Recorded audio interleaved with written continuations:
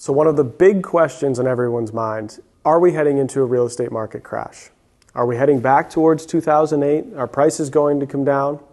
Well, I'm here to answer that question for you. My name is Ryan Richards. I'm a real estate investor and residential loan officer based out of Massachusetts and Rhode Island. I'm going to break down some of the logic behind the question to help you interpret it for your specific market.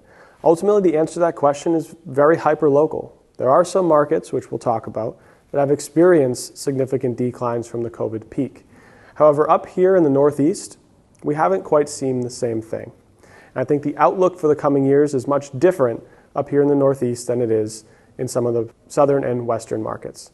So if you want to learn what factors are going to drive your real estate market and what you can project for the years to come, then this is the episode for you.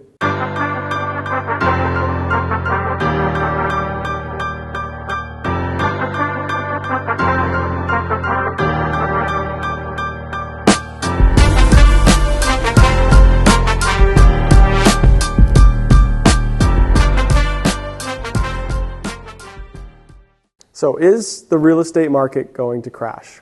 Well, to answer that question, we have to first understand some of the market dynamics that impact pricing.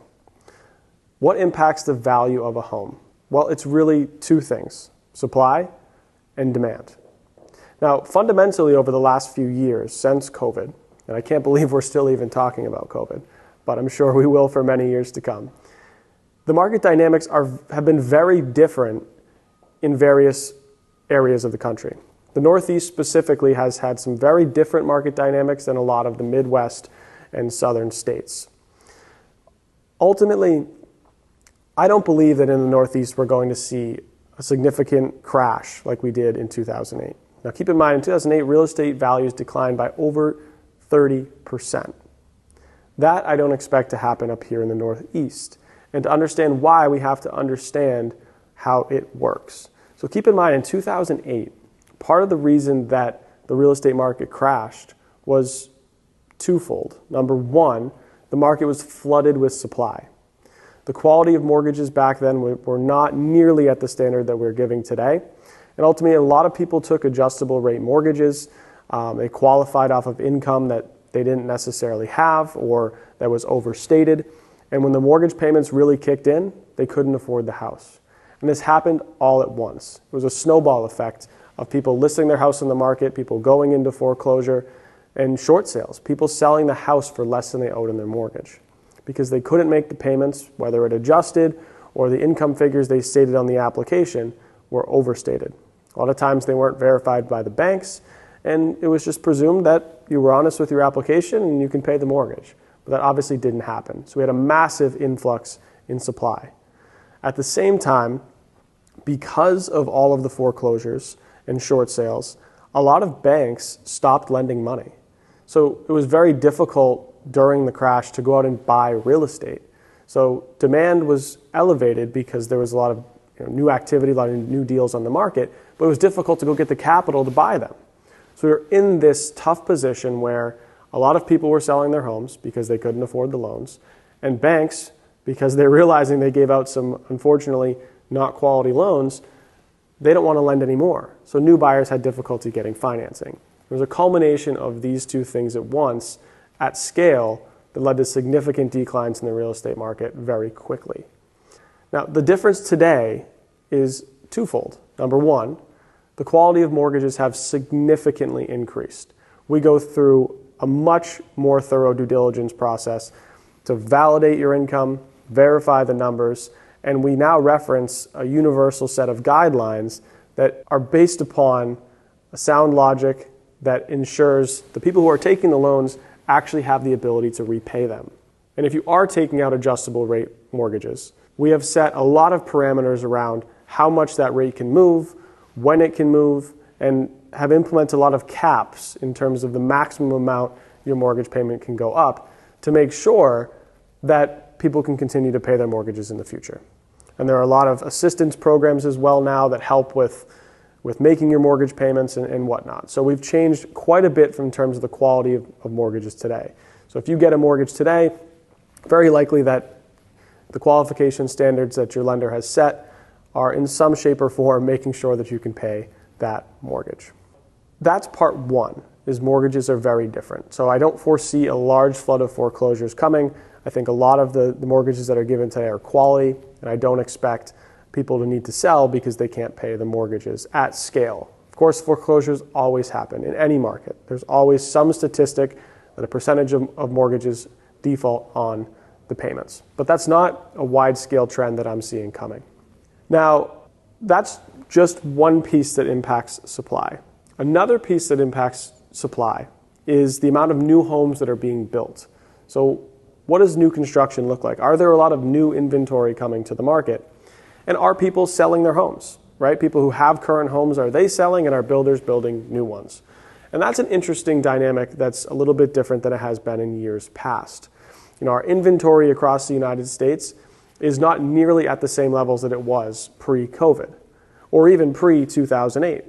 In 2008, that was another piece that also compounded the impact of people having to sell their houses. Because the real estate market was churning very nicely, everyone was getting loans, everyone was buying houses, builders were building houses, people were buying them, everyone was making money, everyone was getting what they thought they wanted. Different than today, builders have not been building at the same rate that they were in 2008. So our inventory has slowed down in terms of new homes being built ever since 2008. And what that's left is a shortage in housing inventory. So now we're kind of at a crossroads. Do builders double down and put up a ton of houses and risk potentially being in a similar spot to 2008 where we have too much supply and prices go down and they lose money? Of course they're not going to do that. So they're being more conservative in terms of the projects they're taking on and their forecasting going forward. So it's taking us more time to get this inventory on the market and help ease the shortage we have in new inventory. Not to mention, since COVID, interest rates have spiked up. A lot of builders take out variable rate debt to fund construction. So they're accounting for a change in cost of funds, which changes the types of projects they want to take on. There's uncertainty in the market right now, especially on the mortgage rate side of things. And that uncertainty creates hesitation. Maybe they pare down in risk. They don't go build 20 homes at once. Maybe they'll build 3 or 4. Maybe they're building an apartment building because they can always at least rent that versus a new construction home. So it starts to change some of the dynamics in terms of the inventory that's coming available from new construction. Now again, what's important to note, every market is incredibly different. What we see in the Midwest is incredibly different than what we see in the Northeast. And we're seeing that right now today. When you look at places like Miami and in Austin, Texas, even Boise, Idaho, and parts of California, real estate prices have already gone down 20% since the peak. Because what ended up happening, and this is my interpretation, so feel free to read your own research, but during COVID, when everyone realized they can work remote, people started looking around at where they're living. Can I live in a better place? Do I want to live in Florida? Do I want the warm weather and the beaches? Do I want to live in Austin, Texas? They started to make those decisions. And because they had more flexibility, people did. People moved around. Florida, during COVID, saw one of the largest spikes of inbound migration that they've seen in the last half century. So people started moving into Florida. They were buying lots of properties. A lot of times they're buying in Miami, they're buying in Fort Lauderdale. These people who were buying during COVID had money. Keep in mind, the stock market dropped 20% when COVID hit. Since COVID, it's gone up incredible amounts, over 60% on the S&P 500. So if you're someone who's wealthy and you played the stock market game right, you reinvested when the market went down, you made a lot of money over the last few years. They were using that money, they were buying these houses, and they didn't really necessarily care what they paid. They wanted the property. But now ultimately what we've seen, that migration trend has slowed significantly. So we're back down to more typical levels. And while that was going on, builders saw that. People were buying in Miami, they're moving to Florida. We need to put up more houses. So they started aggressively building homes to accommodate this increase in supply. Well, building isn't overnight. Building takes time. Projects can take 2 years, 3 years, 4 years, 5 years or more to actually take a project from concept to fruition. So by the time all these new builds went up, the people stopped moving into Florida. So now what do? You have an excess inventory. You were trying to list it for X amount of price, but there's not enough people to buy it, so you lower your prices. And as more people start lowering their prices, they all kind of come down together. And ultimately, that's part of what led to the decline in housing down in Florida. Not to mention, over the past few years, a lot of what's built in Miami and Florida are condos. And there have been a lot of changes to the lending landscape around condos. There have been a lot of changes to the insurance around condos, especially with some of the recent natural disasters down in Florida. So it became a very difficult landscape to finance and for people to afford. More higher insurance costs means higher HOA fees, which means less affordability, and so on and so forth. So that's very different than what we've seen up here in the Northeast.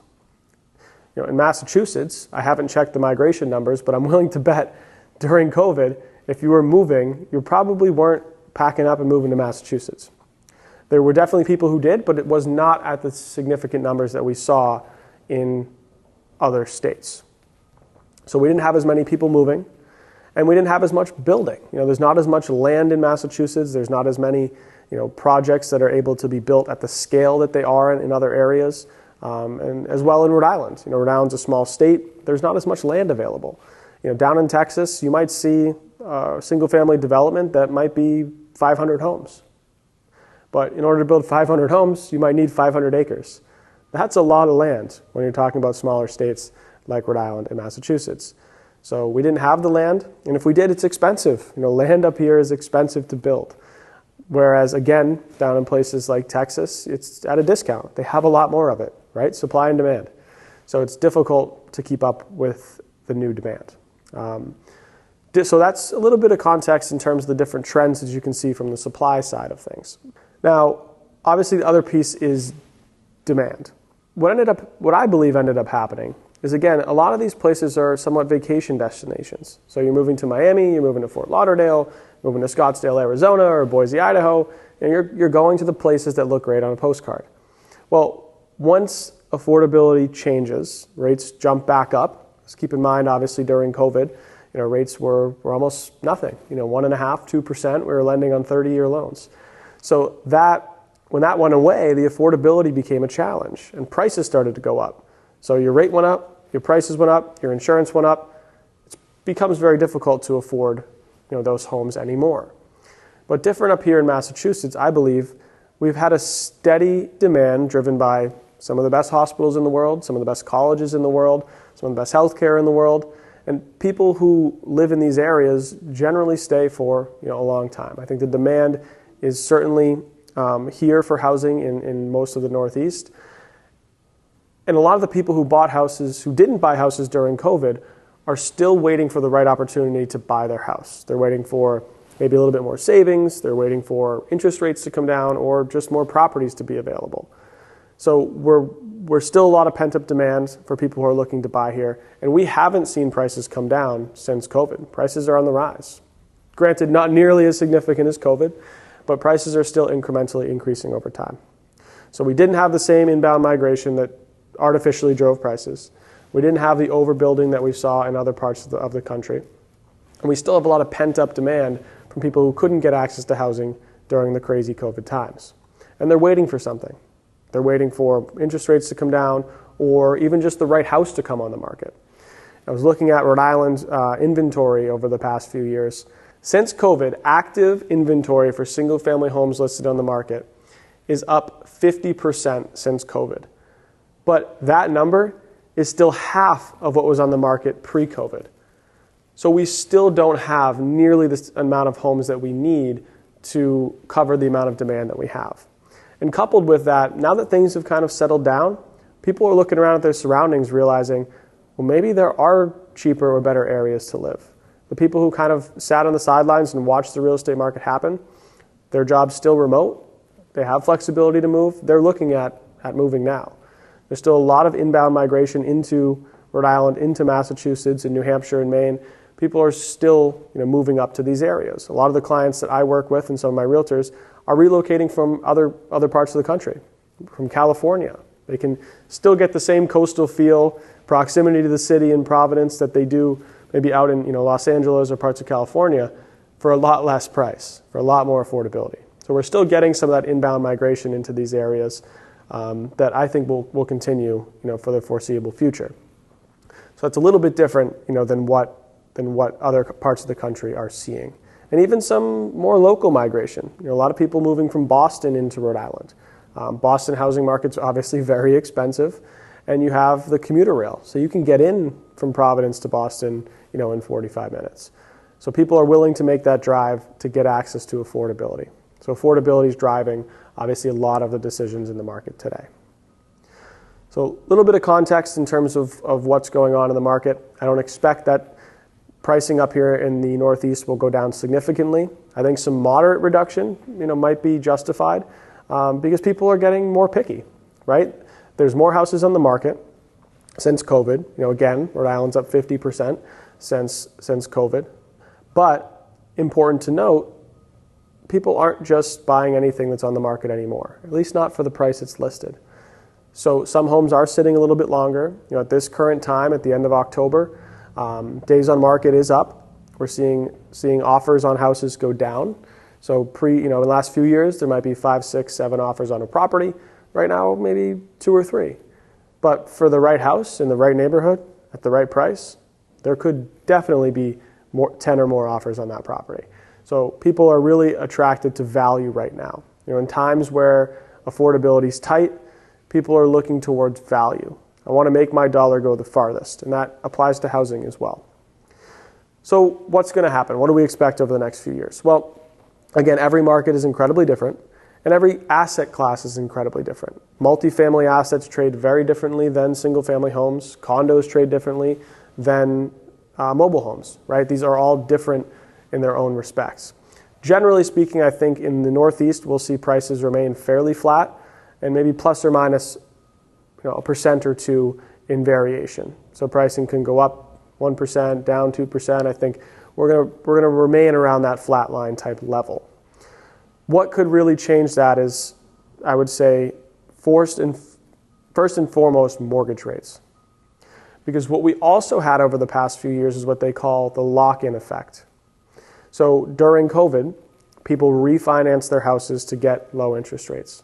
They go down to a 2-3% interest rate, their payment goes down, and they keep that rate for 30 years. That rate is oftentimes fixed for the next 30 years.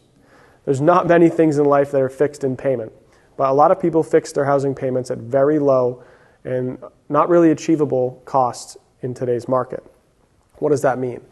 Well, why would sellers sell? If I have a property and I live in it, and maybe I would move, but I don't have to move, well, a lot of times people were deciding not to because anything else they would go look at is more expensive. If you're taking your interest rate from 2% and bringing it up, to 7%, that means if, let's say, you owe $300,000 on your current mortgage and your rate's 2%, well, in order to replicate that same payment at today's rate of 7%, you're only able to borrow $150,000. So you're going to have to only really downsize as kind of your only option to get the same or a lower payment. So what's important to note is where are mortgage rates at? Mortgage rates right now are around 6%. We're kind of hovering around in the low 6s.